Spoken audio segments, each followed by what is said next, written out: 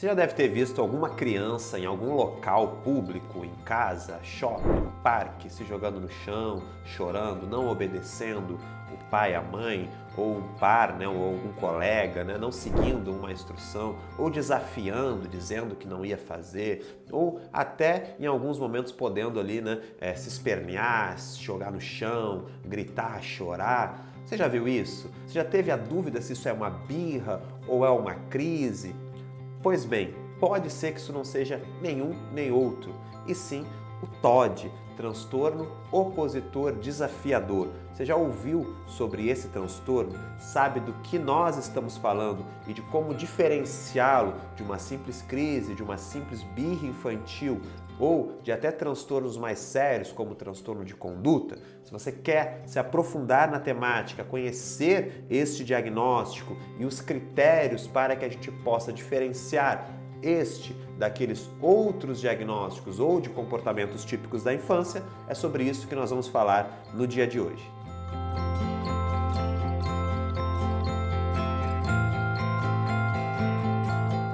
Bom, pessoal, sou o Fábio Coelho, psicólogo, especialista em transtorno do espectro autista e neuropsicologia e diretor da Academia do Autismo. Nesta websérie, nós já falamos sobre várias condições que podem estar presentes também na vida de crianças com TEA, né? Falamos especificamente sobre o transtorno de déficit de atenção com hiperatividade e os seus tipos, né? Os tipos de TDAH, que é um transtorno que também está bastante relacionado, muitas vezes, com o transtorno opositor desafiador. E agora nós vamos falar sobre comportamentos que, como o próprio nome diz, são comportamentos de desobedecer adultos, comportamentos de desafiar adultos, de não seguir instruções, de não seguir normas, de dificuldade de lidar com as emoções e com as pequenas frustrações e negativas da vida, e até alguns comportamentos, né, que são comportamentos vingativos, né, aquela criança que vai ter ali uma espécie de sentimento para se vingar dos outros, que pode ou não estar presente nos quadros de transtorno opositor desafiador. Bom, mas nós estamos numa websérie sobre comorbidades, então você deve estar se perguntando quais as semelhanças e diferenças entre o TOD e o transtorno do espectro autista. Quando que é um, quando que é o outro, quando que os dois estão presentes? Então vamos falar inicialmente sobre as semelhanças entre eles? Bom, primeiramente, ambos surgem na infância, né? Então podem ser diagnosticados inclusive com a mesma avaliação, durante o mesmo processo avaliativo. Ambos têm a tendência a ter comportamentos disruptivos, né? Não é uma característica do TEA a presença de comportamentos problema, mas a correlação é alta. E no TOD também a correlação com comportamentos inadequados, disruptivos ou até agressivos também pode estar presente. Ambos podem ter presença também da hiperatividade. Nós já vimos aqui o transtorno de déficit de atenção, seus subtipos, né? Vou deixar o card aqui em cima para vocês assistir, quem ainda não assistiu, mas é muito comum tanto crianças com TEA quanto crianças com TOD terem também sinais de hiperatividade ou diagnóstico também de TDAH, ok? Ambos podem ser confundidos com desinteresse da criança, com desmotivação, com questões ambientais, né, como falta de limites, questões relacionadas à família.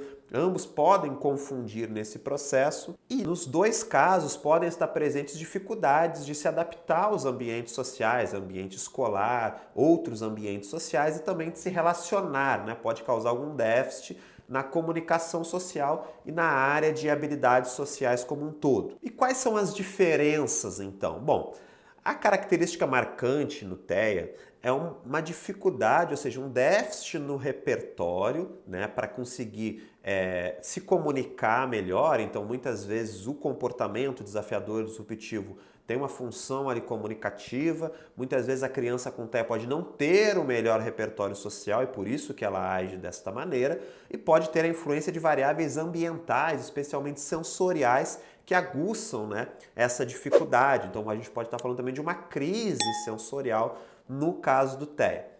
Já no caso do TOD, a gente não está falando necessariamente de um déficit de repertório, e sim muitas vezes de busca pela reação dos outros, né?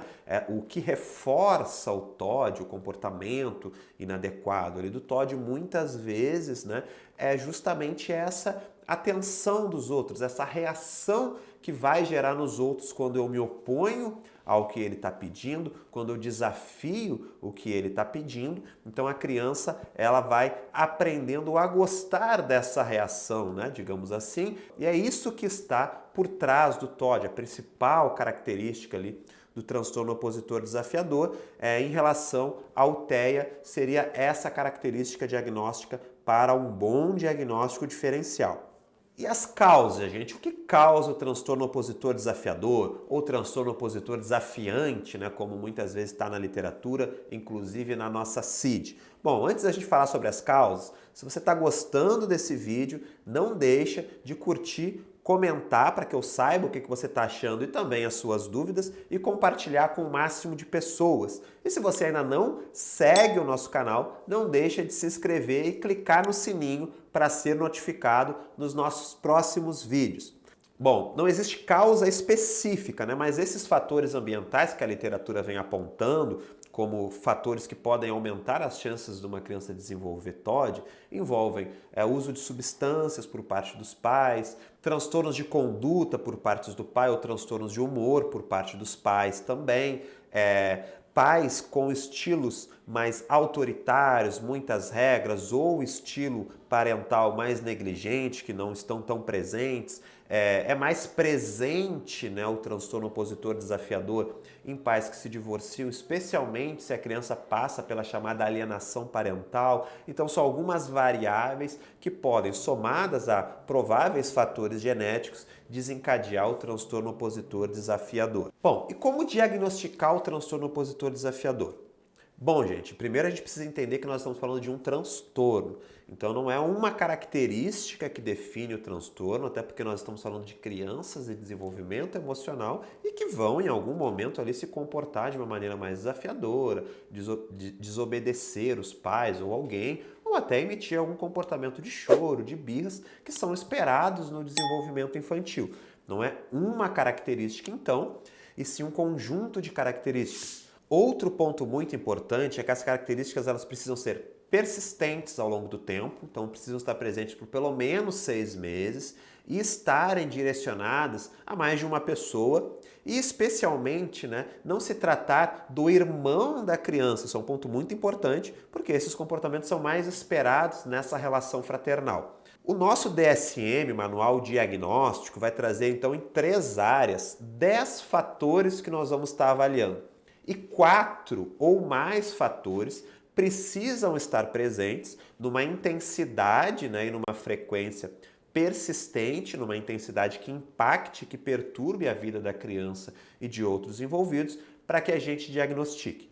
E as 3 áreas que nós vamos então avaliar esses fatores são: a primeira área, o humor raivoso, irritável, instável da criança, ou seja, ela constantemente pode perder a calma, se irritar por coisas pequenas, né? Com frequência ficar incomodada ou muito sensível, pode também ficar mais raivosa ou ressentida com coisas que são coisas menores, né? Mas o valor emocional que ela desgasta diante dessas situações é muito mais impactante do que a situação propriamente. São 8 as características que serão avaliadas em 3 áreas. A segunda área é o comportamento desafiador, né? Desafiante, questionador da nossa criança. E aí a gente vai avaliar ali se a criança frequentemente desobedece ordens, regras de outras pessoas, se a criança ela frequentemente culpabiliza, né, pelos seus erros outras pessoas e incomoda deliberadamente outras pessoas. Ela constantemente gosta ali, né,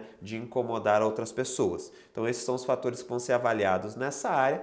E na última área, pode ou não estar presente a chamada índole, né, que com uma espécie de índole vingativa. A criança, ela frequentemente ela é malvada ou gosta de se vingar. Pelo menos esse comportamento está presente 2 vezes nos últimos 6 meses. Então, ela apresentou algum comportamento vingativo ou algum comportamento malvado frequentemente. E aqui a gente tem uma outra questão que é importante trazer para vocês, é que nós precisamos de um tratamento adequado, porque quando essas características estão mais presentes, né, características de desafiar direitos de outras pessoas, quebras de propriedades, índole vingativa, né, maltratos a outras pessoas ou a animais, aí a gente já está falando de um outro diagnóstico que é muito mais perigoso, que é o transtorno de conduta. Então a gente não pode deixar o TOD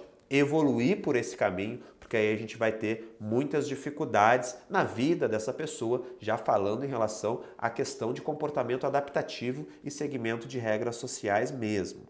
Mas para isso não acontecer, logicamente que o TOD tem tratamento. E qual é o tratamento? As melhores literaturas vão apontar para um acompanhamento neurológico ou psiquiátrico infantil que vai acompanhar e indicar ou não uma medicação e principalmente terapias baseadas em evidências, né? Aí entra a psicologia infantil baseada na análise do comportamento ou na terapia cognitivo-comportamental que vai avaliar esta criança e traçar um plano para ensinar habilidades sociais, seja no nível cognitivo ou no nível comportamental da criança, juntamente com os pais, com treinamento de pais para desenvolver um melhor repertório cognitivo, emocional e social para a criança, afinal nós estamos falando de comportamentos que são aprendidos e que, se são aprendidos, podem ser tanto no ambiente natural quanto no ensino estruturado durante uma sessão de terapia, né? Tudo para promover mais qualidade de vida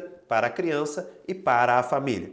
Gostou do vídeo, gente? Então esse é um resumão sobre o transtorno opositor desafiador. Tô ficando por aqui e com certeza nos vemos nos próximos passos. Até lá!